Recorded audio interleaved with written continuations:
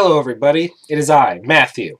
It is I, Chris. You can tell we're fancy because my glasses only have one arm. Witchcraft. Yes, it's magic. You know what's not magic?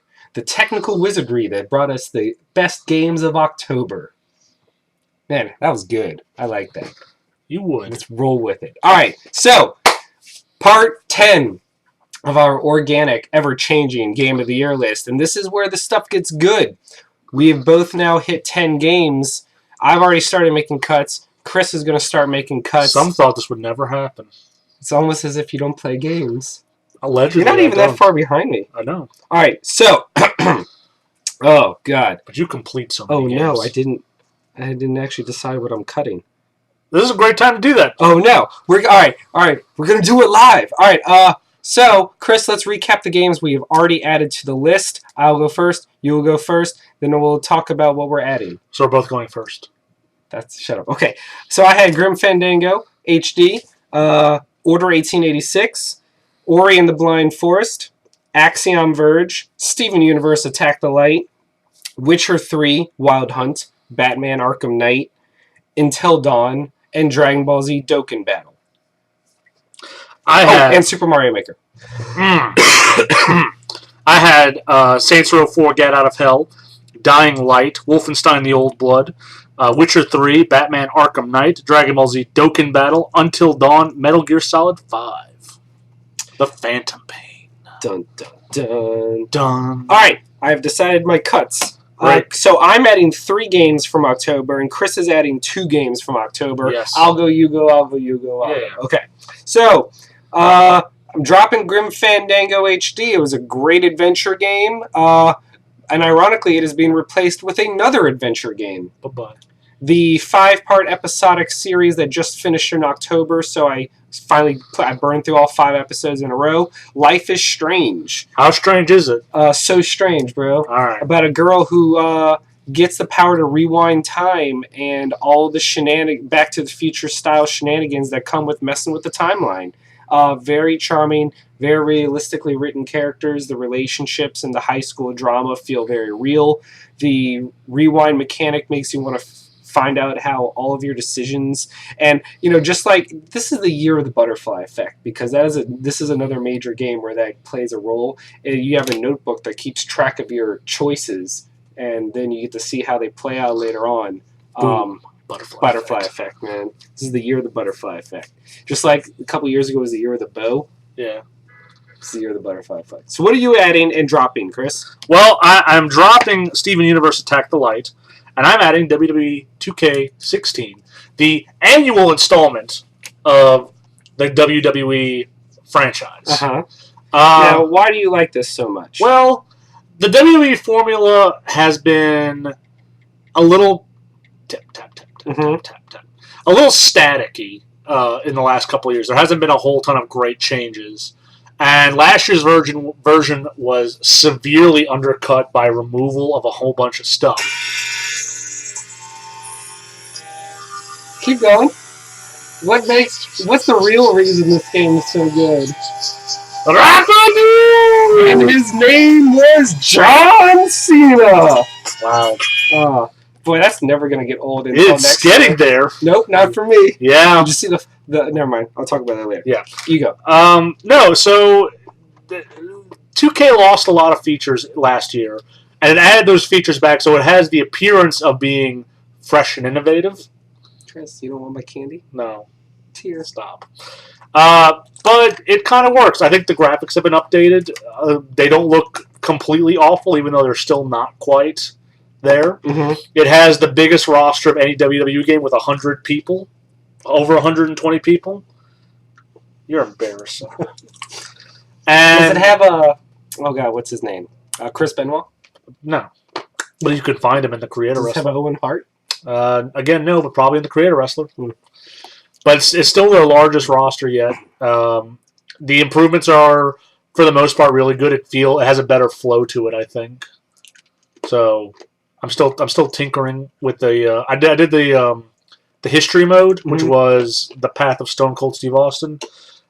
That was good. It's a very small. But it's better than last year. Yeah, it's a very small window of right. Steve Austin.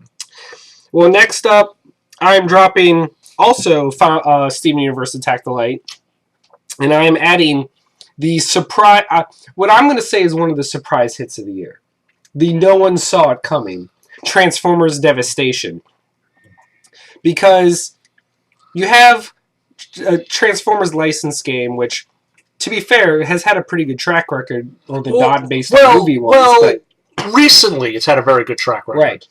But, I mean, then you add Platinum Games to the mix, and not even their Scrub Squad, but the Metal Gear Rising team, and you just have the tightest focused, most badass, pure action game with amazing cel-shaded visuals. Like, if Naruto had come out this year, Transformers would have given it a run for its money for best cel shading, like true to form from the TV show.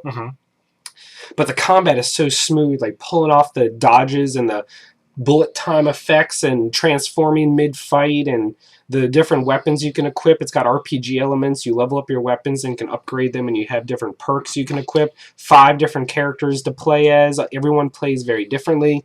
I mean, it's amazing. It's a Platinum game through and through, and I just did not see that coming. No, at all. I was a little hesitant when I saw the first trailers for it. Right, you're like, oh, this is just going to be a mindless, like, tedious game. And then it's just like, oh my god. Yeah, you'd think, like, maybe.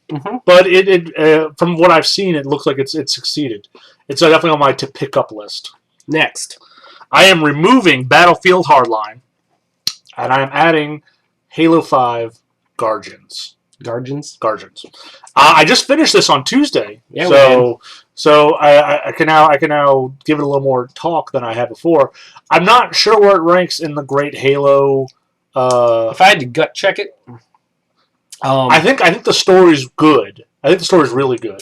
I think my problem with the story is it's incomprehensible unless you had read the comics and books that led up to it. It does require a lot of extracurricular work, and I feel that is always going to work to the detriment of a video game series. Sure, but I still think it was pretty good as far as like Halo stories go, because it's better than fight these. Did you actually know what was going on though? I actually couldn't hear because we were talking about instruments and where the intel and all the skulls were. So no, but when I replay it, I'll have a better answer. I really like the story, but what I've seen, I liked, and I like the finale a lot, and I like how it sets up a bigger Halo 6. Yes, like there are actual stakes as opposed to the non-stakes. Yes, that was all right. For me, I'm dropping the Order 1886. And I'm also adding Halo 5 Guardians. I'm not the world's biggest Halo fan, but I do enjoy playing each one in their campaign mode with 4-player co-op on Legendary, and that is indeed what we did.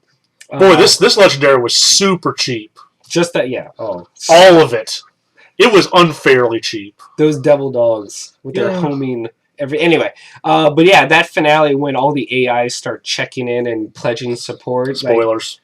But I didn't say to what or to who or how. Yeah. Anyway, point is, it's like, man, it's going to get real in Halo 6. Halo 6 is looking to shaping up to be very, very good. I really hope that the tagline for Halo 6 is "Finish the fight again." Yeah, well, we can all hope.